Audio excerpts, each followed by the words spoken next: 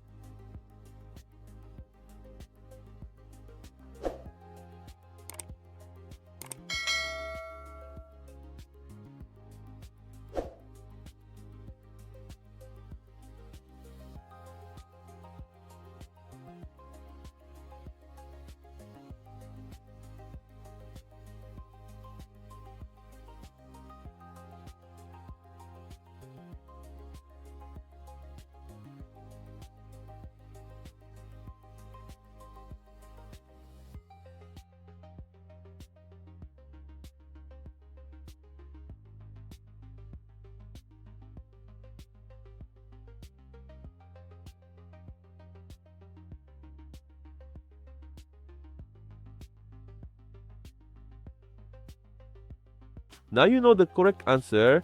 If you got it right, comment below. If you got it wrong, don't worry. This type of expression tricks many people. Leave your like and subscribe to the channel and follow the upcoming challenges. See you in the next video.